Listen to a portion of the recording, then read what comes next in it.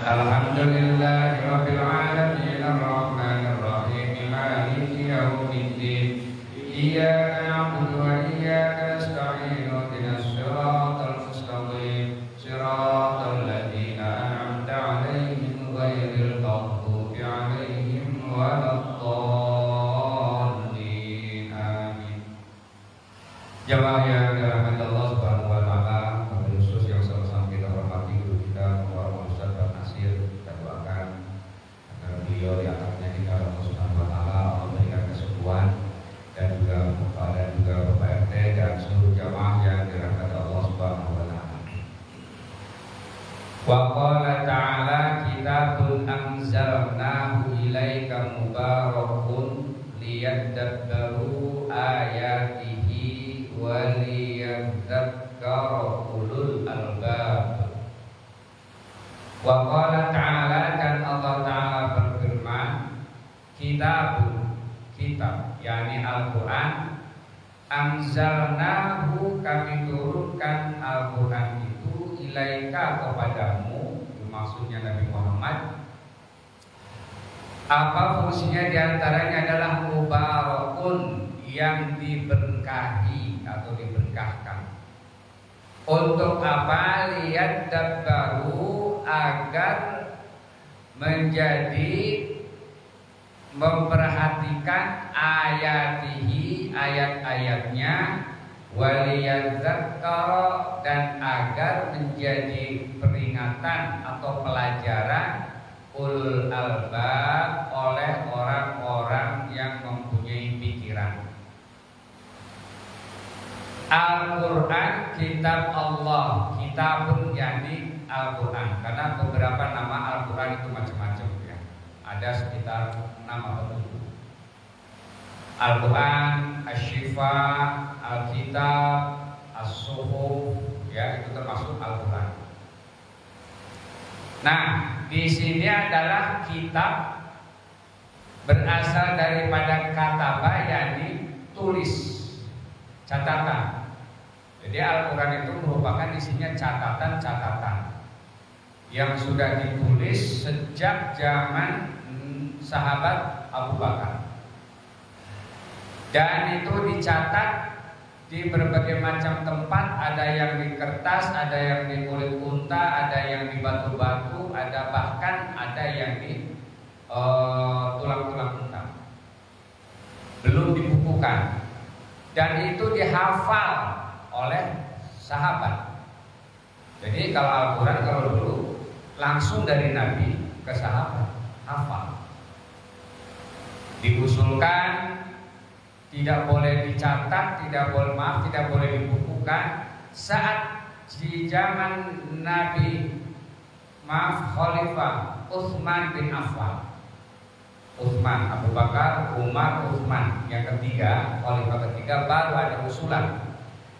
Karena setelah perang Badar, para hufaz, penghafal Al-Quran, para sahabat ini banyak syahid. Sehingga dikhawatirkan kalau yang hufaz, para penghafal Al-Quran ini pada syahid, terus apa nanti yang akan dipakai? Kekhawatiran timbul. Akhirnya usul agar Al-Quran itu dibukukan. Lapor kepada Sayyidina Abu Bakar. Kata Abu Bakar, ketika itu ditanya untuk dikumpulkan, kata Sayyidina Abu Bakar, saya tidak mau melakukan apapun yang tidak dilakukan oleh Nabi. Nabi enggak itu. Tapi kata Sayyidina Utsman, dikasih gambaran karena matinya syuhada. Akhirnya dibukukanlah jadi satu. Itulah yang kita sebut dengan Khat Utsmani yang sekarang kita baca. Walaupun ada perbedaan sedikit tulisannya antara cetakan Indonesia dan Saudi itu beda. Makanya kalau orang tua yang paham nih, kalau mau ngaji Al-Quran itu kasih cetakan-cetakan yang Indonesia. Kalau yang cetakan dari Madinah itu dia bikin bingung anak-anak. Misalnya, alhamdulillah lah panjang begini nih, tapi dia ada begininya nih. Kalau kan beda. Sehingga anak kadang-kadang bingung. Nah, cetakan Indonesia itu sudah cukup bagus. Jadi kalau panjang begini berdiri ya panjang, itu udah itu aja. Tapi kalau yang cetakan Madinah coba lihat ya, itu pasti tuh ada dua, begini juga. Anak jadi bingung. Kalau orang tua yang paham, itu khusus cetakannya yang dari Indonesia, sehingga enak ya. Kadang-kadang kita gak teliti masalah-masalah begini. Ini bocah kok salah mulu awalnya saya. Kenapa sih kok pendek? Ini ada huruf atasnya. Oh, pantas. Cetakan dari Madinah yang biasa dikirim sebagai wakaf untuk Indonesia. Gitu ya. Itu aja perbedaan, tapi maknanya sama. Oke, Al-Quran diturunkan untuk menjadi keberkahan. Bagaimana tidak? Karena Al-Quran itu menjadikan pedoman hidup untuk manusia. Sering saya jelaskan itu adalah aturan, ya, aturan main kita. Kalau kita mau selamat, maka itu pedomannya Al-Quran. Diawali dengan Alhamdulillah. Yang pertama kali turun adalah Alaq, Iqra, perintah membaca. Iqra bismi rabbikal ladzi khalaq, khalaqal insana min 'alaq. Iqra wa rabbukal akram alladzi 'allama bil qalam, 'allamal insana ma lam ya'lam. 5 ayat itulah ayat yang pertama turun di Gua Hira. Saat pertama kali Nabi umur 48 ke Gua Hira tahanus menyendiri 49, belum turun juga 43 tahun menyendiri uzlah. Baru umur 40 turunlah malaikat Jibril, di mana pada awalnya dia nggak paham itu apa, makhluk apa, nggak paham. Begitu ditanya kepada Sayyidatuna Khadijah, dia punya paman seorang pendeta, dikasih tahu bahwa itu adalah makhluk yang bernama malaikat yang dulu datang kepada Musa, dulu datang kepada Isa dan para nabi, dan sekarang datang kepada suamimu Muhammad. Jadi Jibril dia nggak tahu dikasih tahu. Nah, apa kata pamannya ini? Demi Allah dan orang ini yang menerima wahyu ini, yang mendapatkan kedatangan Jibril ini nanti akan diusir dari kota Mekah. Dan demi Allah, saya akan membela ketika saat terjadi pengusiran, walaupun ini sampai tidak panjang umur. Nah, itu dulu begitu. Jadi memang para rahib, para pendeta itu memang ada yang memang yakin ya bahwa nanti ada nabi baru. Sekarang aja pengikut-pengikutnya. Oke, jadi sekali lagi berkah. Nah, sering kita mengatakan berkah, apa sih berkah?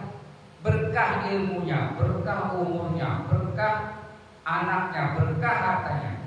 Barokah itu dari kata barokah yang artinya kalau dulu tuh ketika ada sahabat lewat, ada unta mampir di situ, dia mendapatkan keberkahan, bulunya, dagingnya, susunya. Artinya apa? Berkah artinya mendatangkan manfaat buat kita. Ada orang berilmu banyak. Ada yang berkah, ada yang gak berkah. Bisa dimanfaatkan, bisa diamalkan ilmunya, itu namanya barokah. Ini mah ilmunya doang banyak. Tahu sholat berjamaah di masjid, tahu. Tapi prakteknya di rumah mulu sholatnya. Ya, sholat berjamaah bagi laki-laki itu di masjid, bukan di rumah. Kecuali kepepet kita pulang kerja, itu lain masalah, ya. Jadi kalau di rumah itu kalau kepepet, pada dasarnya adalah di masjid. Kecuali perempuan ikut jamaah boleh, ikut tarawih berjamaah boleh. Ada syarat dan ketentuan. Pada dasarnya perempuan bagusnya di rumah sholat sendiri, tersembunyi. Tetapi kalau ada berjamaah boleh, tapi dengan catatan ada syarat dan ketentuan. lah ini makin mau sholat tarawih dari rumah berangkat, ya Allah, pakai rok, nggak pakai kerudung, menor-menor, ya kan? Nah, ngapain? Orang sholat kan tepuk. Nah, kayak gitu, ya, yang nggak boleh. Memang buat siapa? Kan mau menghadap Allah. Pulang tarawih, jalan dah, ya. Pasang-pasangan. Nah, ini yang menyebabkan tidak boleh. Ada syarat dan ketentuan ketat buat perempuan. Tapi kalau buat laki-laki di masjid, kalau sholatnya terus-terusan di rumah, bukan laki-laki soleh namanya, laki-laki solehah. Dibeliin mukena, ya. Jadi kalau kita sholatnya rutin, laki-laki di rumah aja, kagak pernah ke masjid, dibeliin aja mukena, ya bang, nih buat sholat di rumah, kasih mukena. Karena apa? Karena bukan laki-laki soleh, tapi laki-laki soleh. Nah, sekali-kali pulang kerja sibuk boleh, ya. Tapi yang lebih baik di masjid. Tuh, harta berkah bisa untuk anaknya, bisa dipergunakan kepada kebaikan, intinya itu aja. Ilmu berkah berarti ilmunya diamalkan. Harta berkah berarti hartanya ini dipergunakan kepada kebaikan. Ya. Anaknya berkah atau umurnya berkah, umurnya beda dengan orang lain.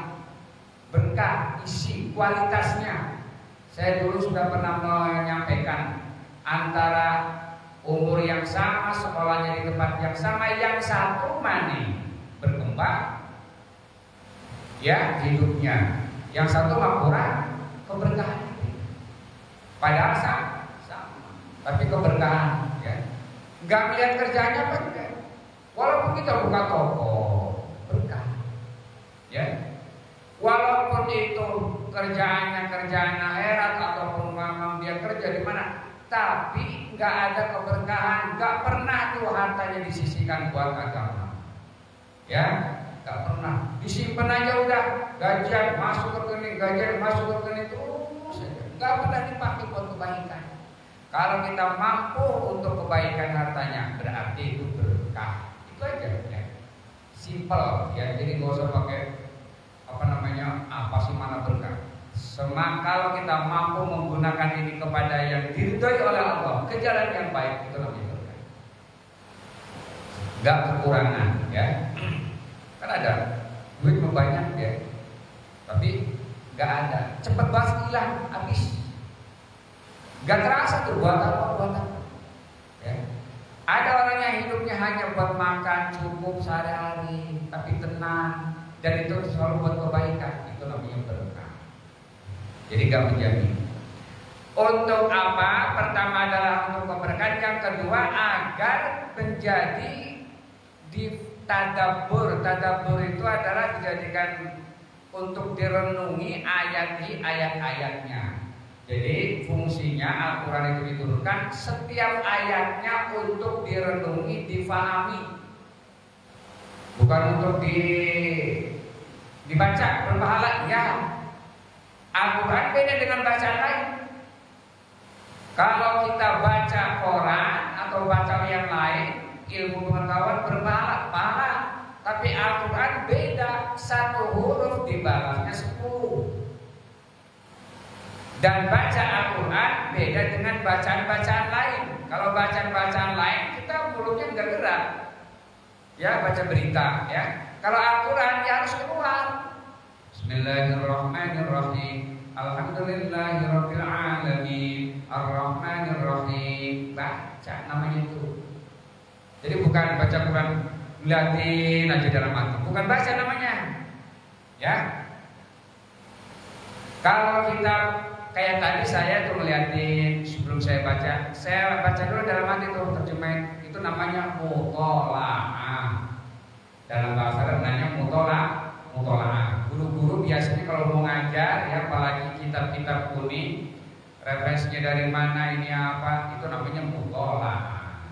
Mutolaah dulu, baru sampai begitu, ya.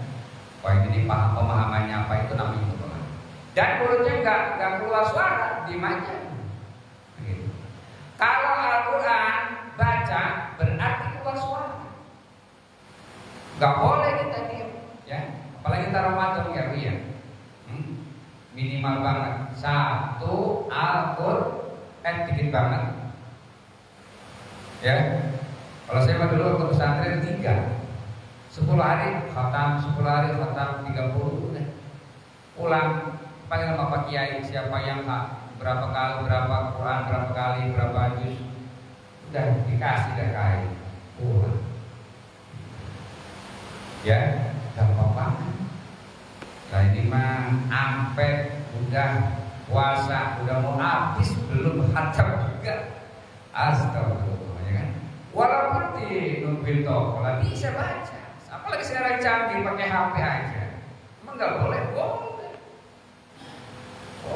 Ambil aja wudhu dulu, ya kan? Ntar saya pernah tanya itu bagaimana Ustaz hukumnya kalau baca Al-Quran dengan HP, kan gitu ya?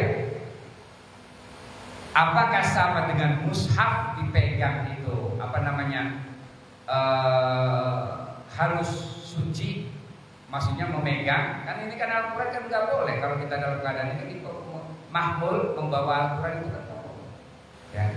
Atau perempuan dalam keadaan haid itu kan. Nah sekarang bagaimana dengan HP? Ayo jawab. Nah bingung dah, ya kan? Itu termasuk boleh. Kenapa? Karena itu adalah tidak permanen, baku, memang itu Al-Quran, jadi bisa diganti-ganti. Itu artinya kalau kita punya Al-Quran ya Al-Quran, tapi sebaiknya kalau untuk baca ya wudhu. Itu bagian daripada adab, ya, adab etika dalam keadaan suci. Ya. Oke, untuk mempelajari ataupun pelajari tentang mentadaburi ayat-ayat Allah. Tadabbur itu artinya mikirin ayat-ayat Allah. Apa itu ayat-ayat Allah? Banyak. Ayat yang tertulis, ayat yang tidak tertulis. Kauniyah, hukum alam, gunung, ayat Allah. Ya, lautan, ayat Allah. Direnung itu. Afala yanzuruna ilal ibili kaifa khuliqat. Apakah kalian tidak melihat bagaimana unta itu diciptakan yang begitu gede, kokoh, tahan, dia enggak minum dalam 1 bulan, bisa menampung air. Luar biasa. Dipikirin. Ila sama kaifa bagaimana langit ditinggikan, lahirlah ilmu astronomi.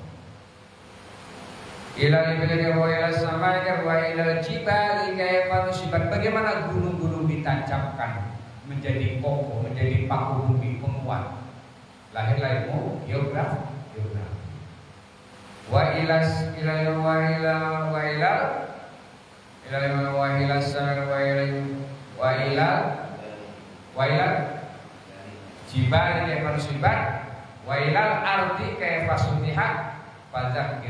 Itu maknanya Al-Quran ngasih cuma begitu doang, tapi lahir berbagai macam bidang ilmu, biologi, astronomi, geografi, ilmu letak bumi, ya itu aja. Ya, jadi harus dipikir, termasuk pasangan kita wa min ayatihi, dan bagian daripada ayat-ayat Allah adalah an khalaqalakum min anfusikum azwaja. Itu adalah ayat Allah, jangan macam-macam. Orang kalau memahami bahwa pasangan kita itu adalah ayat Allah, insya Allah nggak akan terjadi kekerasan. Nggak ada lagi laki-laki itu main fisik kepada istrinya, nggak ada. Kenapa? Ayat Allah. Termasuk istrinya kepada suami juga sama. Bang, kamu adalah ayat Allah. Nggak ada saling menyalahkan. Ya, padahal ini jelas ayat yang wa min ayat, di bagian daripada ayat-ayat Allah. Oke. Demikian barangkali yang dapat saya sampaikan. Mudah-mudahan ini bermanfaat buat kita sebagai dasar untuk kehidupan sehari-hari, untuk kita kita renungi bersama, utamanya untuk saya pribadi dan juga untuk para jamaah. Dari kirim Allahumma sholli wa sallim wa barik ala sayyidina Muhammadin fil awwalin wal akhirin wa barik wa sallim radhiyallahu tabaraka wa ta'ala an sayyidina ashabi rasulillah ajmain. Allahumma inna nas'aluka salamatan fid din wa afiyatan fil jasadi wa ziyadatan fil ilmi wa barakatan fil rizqi wa tawbatan qabla al-maut wa rahmatan indal maut wa maghfiratan ba'dal maut. Allahumma hawwin 'alaina fi sakaratil maut wa najatan minan nar wa lafa'il hisab. Allahumma inna jam'ana hadza jam'an marhuma wa tafarraqana min ba'di tafarruqan ma'suma. Allahumma ighfir lana dhunubana wa li walidina warhamhuma kama rabbawna shighara.